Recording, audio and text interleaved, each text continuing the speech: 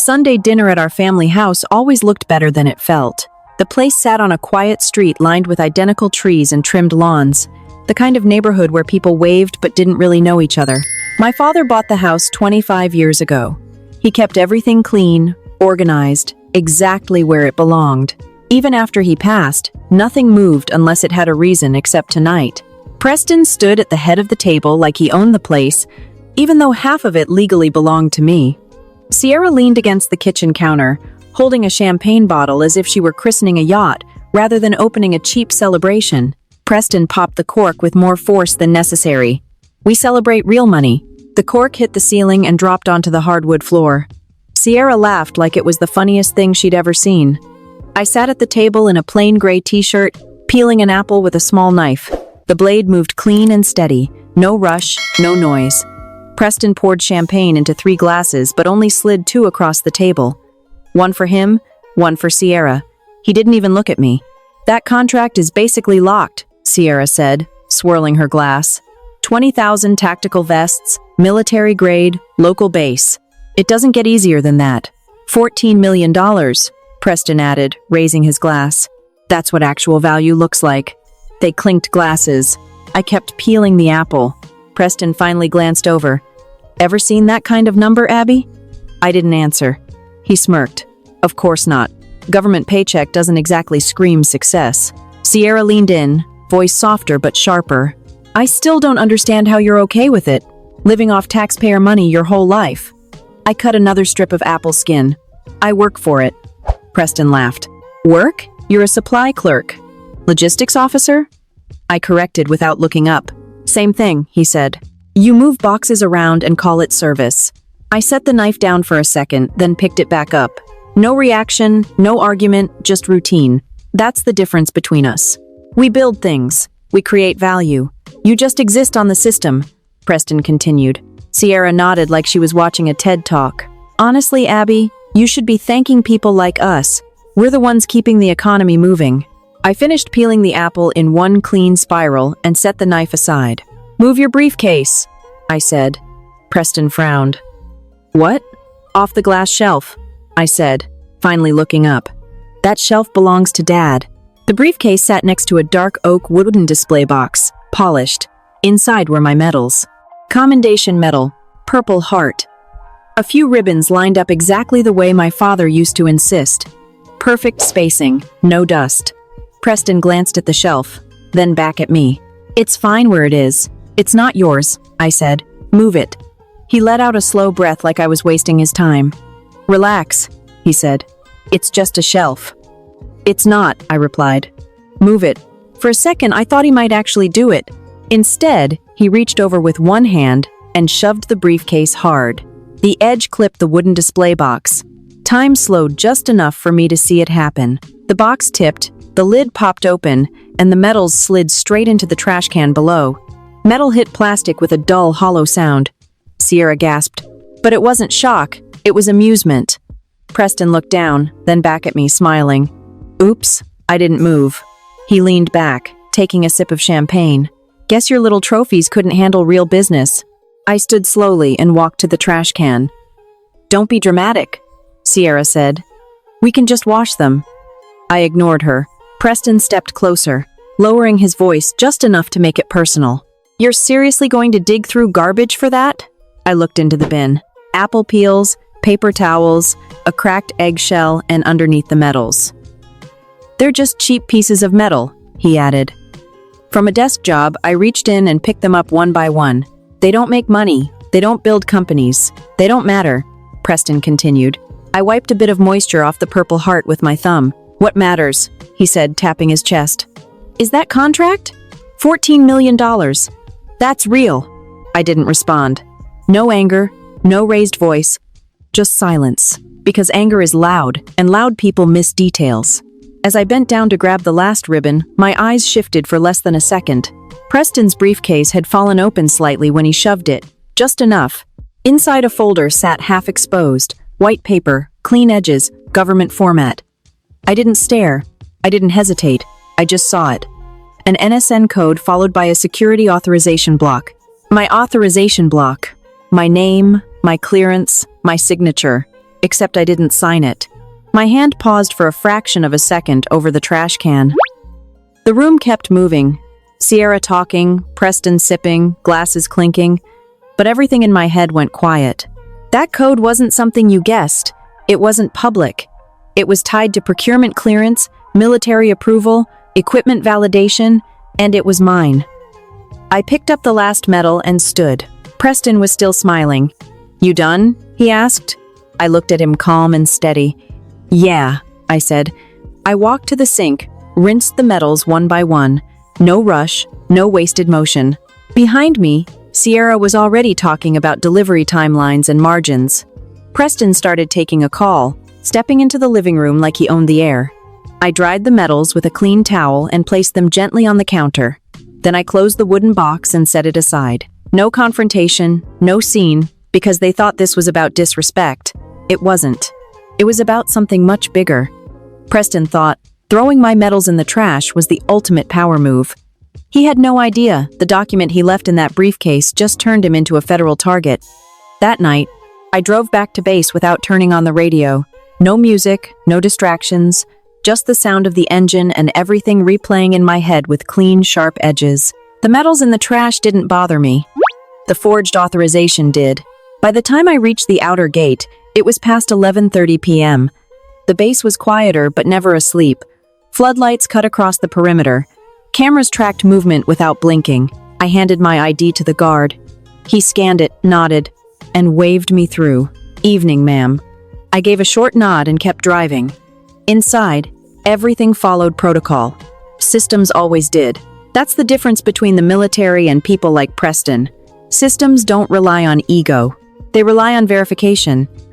I parked near the operations building and stepped out into the cold air. The place smelled like metal, oil, and routine. 5 security layers stood between me and my office badge scan, PIN entry, fingerprint, retina scan, voice authentication. Each one cleared in seconds. Inside, light stayed dim. Most of the building was on night cycle. Only essential operations remained active. My office sat at the end of the corridor. Clean desk, locked cabinets, no personal clutter beyond what was necessary. I closed the door behind me and turned on the main system. The screen lit up. Pentagon audit access required 2 separate authentication chains. I entered both without hesitation. Access granted. I didn't start with Preston. I started with the authorization code, pulled the record, cross-checked timestamps, then ran a signature validation mismatch. Not just a mismatch, an override. Someone had bypassed standard verification using a secondary credential layer tied to my clearance profile. That wasn't sloppy, that was planned. I leaned back slightly, thinking through it step by step. Preston didn't have the technical ability to pull that off alone, which meant Sierra. She handled the financial side, contracts, vendors, paperwork. She knew how to move things through systems without raising flags. I opened a procurement trace, entered the NSN code I saw in the briefcase. The system processed for a second, then the file opened. Contract request. Tactical vests. Quantity 20,000 units. Destination. Local base supply chain. Approval status, pending final verification. Authorized by me. Except I never approved it. I pulled the vendor profile. No official listing. No certified manufacturing record. No compliance history. Instead, a shell company registered overseas. I ran a deeper scan. That's when the real data started showing up. The supplier wasn't just uncertified. It was flagged, blacklisted in 3 separate defense databases. Previous violations, substandard materials, failed ballistic testing, falsified safety reports. I opened the testing data, or what they claimed was testing data. The numbers didn't line up. Ballistic resistance was below minimum military standard. Not slightly below, way below. These vests wouldn't stop what they were supposed to stop. I zoomed in on the material specs. Cheap composite layers, thin plates, reduced weight for cost efficiency, easier to ship, cheaper to produce, more profit margin. I checked the financial breakdown. There, it was $6 million. That was the difference between certified equipment and what they were actually buying. $6 million saved by cutting protection. $6 million earned by gambling with lives. I stared at the screen for a few seconds, letting it settle. This wasn't just fraud. This was endangerment. If that shipment went through, soldiers would wear those vests thinking they were protected. They wouldn't be. I opened the internal approval chain again. My name sat right at the top. Clean, official, authorized, forged. I exported the file and locked it into a secure folder. Then I kept digging because people like Preston don't stop at one mistake. I pulled Sierra's financial records next. That took longer.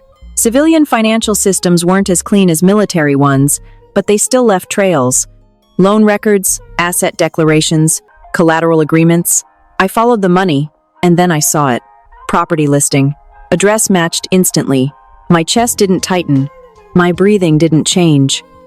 But something inside me went very still. I opened the document. Collateral residential property ownership. Sierra and Abigail. Joint inheritance. Loan amount enough to cover the initial shipment cost. Signed, approved, processed. Sierra had put the house up as collateral, not just her half, all of it, including mine. I checked the authorization. No consent from me, no secondary approval, just forged documentation layered under legitimate filing structures, clean enough to pass initial review, dirty enough to collapse under real scrutiny. I leaned forward, elbows on the desk, eyes fixed on the screen. They weren't just stealing money, they were stacking risk. If the deal went through, they made $6 million. If it failed, the bank took the house. Either way, they walked away with something. And I lost everything tied to that address. My father's house, my share, my legal rights, all leveraged without my knowledge. I closed the file slowly. For a moment, the room was completely silent except for the low hum of the system. No anger, no shock, just clarity. Preston thought this was business. Sierra thought this was strategy. What they built wasn't a deal, it was a minefield. I opened a secure channel and began compiling everything: authorization, fraud, procurement violation, endangerment of military personnel, financial fraud involving joint property. Each piece connected cleanly. No gaps, no assumptions, just evidence. I didn't send anything yet. That would come later. Timing matters more than speed. I shut down the main audit screen and locked the system. Then I sat there for a few seconds, hands resting on the desk. People think power is loud. It's not. Power is knowing exactly when to move and when not to. Sierra and Preston thought turning me into a blind guarantor was a perfect move. They thought I'd sign whatever they put in front of me. Stay quiet, stay small, stay out of their way. But in the military, when you find a mine, you don't panic. You don't shout, you don't run, you stand still and call in the team that knows how to clear it. I left the audit files untouched for 2 days, not because I needed more evidence, but because I needed them to make the next move. People like Preston don't sit still when money is on the line. They push, they rush, they expose themselves without realizing it. I went back to the house on the second evening. Same driveway, same front door, same place my father used to stand every Sunday afternoon checking the mail, like it was a mission. Inside the house looked exactly the same, clean, quiet, controlled, except the tension was different. It wasn't casual anymore. It was waiting. I stepped into the kitchen and they were already there. Preston leaned against the counter, arms crossed. Sierra stood by the table, a stack of papers laid out in front of her like she'd been preparing for this moment all day. "Perfect timing," Sierra said, smiling too quickly. "We needed you." I set my keys down on the counter and didn't ask questions because I already knew. Preston pushed himself upright and walked closer. "We've got something simple to take care of. Just paperwork, house maintenance," Sierra added. "Roof repairs, nothing major." I looked at the papers without stepping forward. "Then you don't need me," I said. Sierra laughed lightly like I just made a harmless joke. "It's a joint property, Abby. We both have to sign." Of course. They walked me straight into it. She slid the document closer to the edge of the table. "Authorization for fund release," she said. "Standard process." I didn't touch it yet. Instead, I pulled out a chair and sat down slowly. "Control the pace always." Preston tapped the table with 2 fingers. "We don't have all night." I picked up the top page and scanned it. Clean formatting, legal language, bank headers. Everything looked legitimate. That's what made it dangerous. Buried in the text was exactly what I expected: transfer authorization tied to the loan, collateral reinforcement clause, expanded liability coverage. In plain terms, once I signed, I wasn't just agreeing to repairs. I was locking myself into their financial structure. Blind, permanent. Just sign it, Preston said. It's routine. I glanced up at him. You already signed your part, I said. Yeah, he replied. That's how this works. Sierra stepped closer, lowering her voice like she was trying to calm a child. Abby, don't make this difficult. We're handling everything. You don't need to understand all the details. There it was, that tone. The one that assumes you're too small to matter. You've always been better at following orders, she added. Let people who actually understand business take care of things. I looked back down at the paper, then at the pen, sitting beside it. Simple black ink. Standard issue. I let a few seconds pass. Not too long, just enough. I'm tired, I said quietly. Preston exhaled like he'd been holding his breath. Then, let's get this done. Sierra smiled again, softer this time. Exactly. Sign it and you can go rest. I picked up the pen. My hand stayed steady. No hesitation, no visible tension. Because the moment you show resistance, people like them push harder. So I didn't resist. I leaned forward and positioned the paper exactly where I wanted it. Then I signed, but not the way they thought. My signature is registered across multiple systems, military, financial, verification databases. Every detail matters. Spacing, pressure, stroke order. So I changed one thing, one small detail most people would never notice.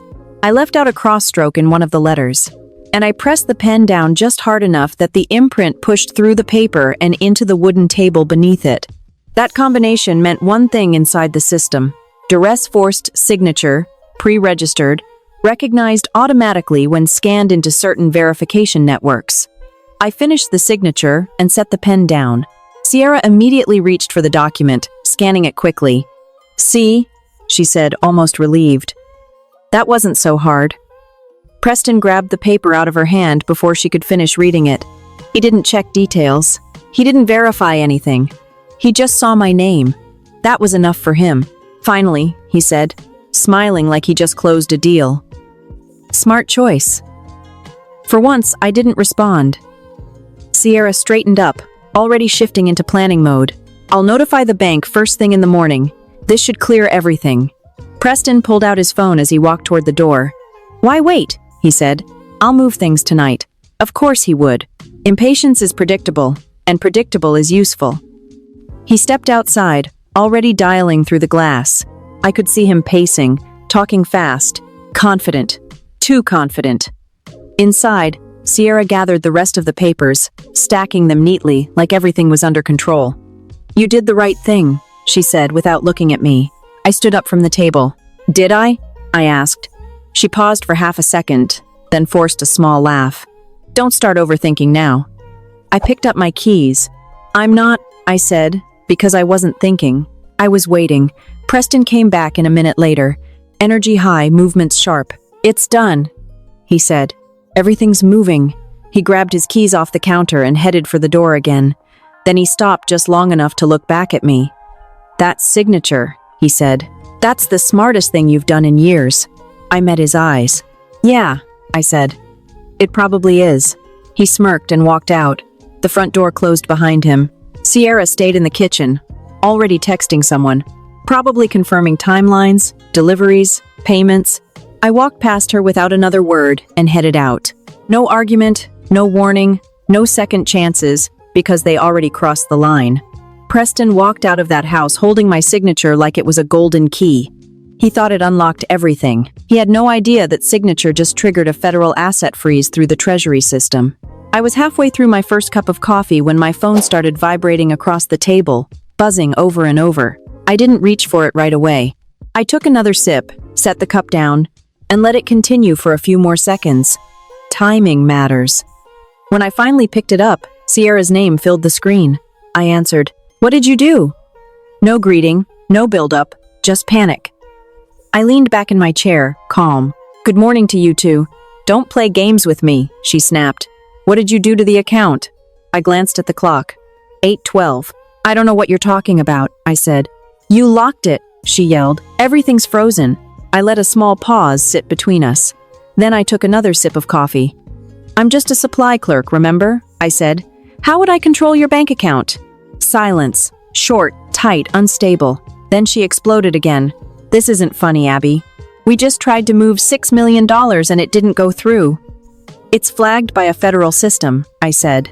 I didn't respond immediately because she already said everything I needed. "Maybe you filled something out wrong," I said.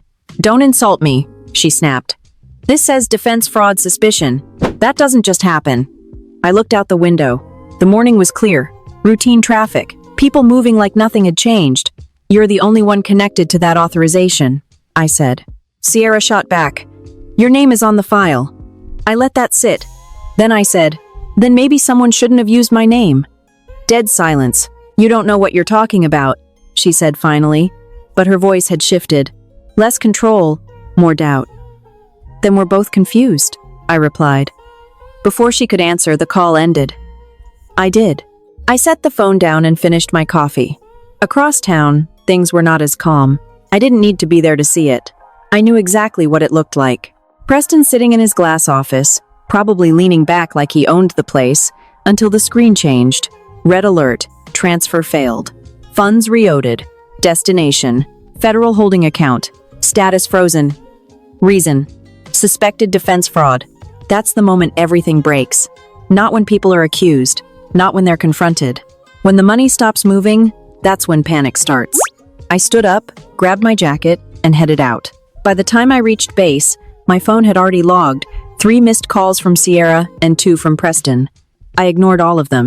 Inside the operations building, everything was normal. People working, systems running, no noise because the machine doesn't care about individual mistakes. I checked in with the secure terminal. The freeze order was active. Full lock, no withdrawals, no transfers. The $6 million they tried to move never left the system.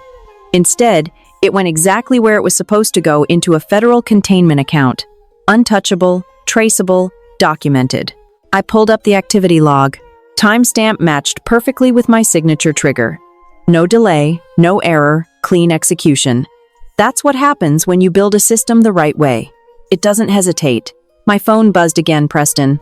I declined the call because I already knew what stage he was in. Denial was over. Now came fear. Late afternoon, the next phase started. I got the message through a secure channel, not a phone call. Internal alert. Unauthorized access attempt flagged. Location. Storage facility. Base sector 4. Time window pending. I leaned back slightly in my chair. There it was. Desperation. Preston didn't just lose money. He lost control. And people like him don't handle that well. I opened the incident preview. Security logs showed a credential attempt queued for later that night. Access ID linked to me, except it wasn't mine. He was using a cloned credential. My name, my clearance, my access path forged again. But this time he wasn't pushing paperwork. He was planning to walk into a military facility at night without authorization. That's not fraud anymore. That's a federal offense with a very short path to prison. I closed the file and sat still for a moment. He wasn't thinking clearly, which made him predictable. The shipment was already inside the base, stored, logged, secured, and unpaid, which meant whoever he bought those vests from was waiting. And people who operate in black markets don't send reminder emails. They send consequences. Preston had one option left. Get the product back, sell it fast, recover something before everything collapsed, which meant he was going to break in. I stood up and walked out of my office, down the hall, through controlled access, into the tactical control room, dim lighting, multiple screens, real-time feeds across every sector, and one man already standing there, Colonel Vance. He didn't turn when I walked in. "Your brother's getting bold," he said. "He's getting desperate," I replied. "That's worse." I stepped up beside him and looked at the main screen. Base layout, sector overlays, entry points. The system had already mapped the attempted access route. Gate 4. Same one I used. Cleaner approach. Less traffic at night. "Fake credentials won't get him far," Vance said. "Not unless the system lets him in," I replied. That got his attention. He turned slightly, just enough to look at me. "You're suggesting we open the door?" "I'm suggesting we don't interrupt him too early," I said. He studied me for a second. "You want him inside?" "I want him committed," I said. "Because intent matters. Attempt is one thing.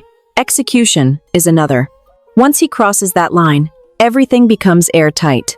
No explanations, no excuses, just evidence. Vance nodded once. "Your call," he said. I stepped closer to the console and pulled up the security override panel. One switch controlled the alert response for that specific access route. I hovered over it for a second, then turned it off.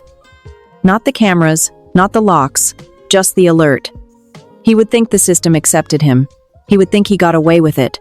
He would walk straight into the trap. I stepped back from the console. "Let him in," I said. That night, Preston was going to risk everything just to stay alive. He thought breaking into a military base was his only option. He didn't realize the doors would open smoothly, not because his fake access worked, but because I personally turned off the alarm and invited him inside. I watched the clock hit 12:17 a.m. as the first truck approached Gate 4. No headlights flashing, no hesitation, just a slow, controlled roll forward. Like whoever was driving believed they belonged there.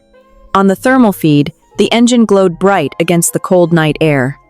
"Showtime," Colonel Vance said quietly. I didn't respond. My eyes stayed on the screen. The system scanned the incoming credential. My credential forged, replicated just well enough to pass surface-level checks. The gate paused for half a second. Then it opened. Smooth, clean, no alarms. Exactly how I said it. The first truck rolled in. The second followed close behind. 2 vehicles, no plates, no markings. "Preston didn't do anything halfway," Vance said. "Confident," I corrected. "Desperate, there's a difference." The trucks moved deeper into the base, following the route we predicted. Straight toward heavy logistics storage, Sector 4. No detours, no hesitation. He knew exactly where he was going, which meant he had already studied the layout, probably using the same stolen data he used to forge my access. I zoomed in on the driver's side. Thermal outline. Male, medium build, posture matched. "Preston got him," Vance said. "Not yet," I replied, because seeing him wasn't enough. I wanted everything. The trucks pulled up outside the storage facility. Large steel doors, reinforced, secured, or at least they were supposed to be. The access panel lit up. He stepped out of the truck. Even on thermal, I could tell he was moving fast. Too fast.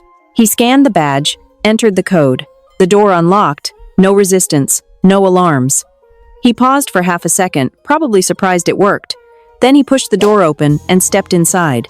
The second man followed him, unknown, likely hired muscle. The interior cameras picked them up immediately.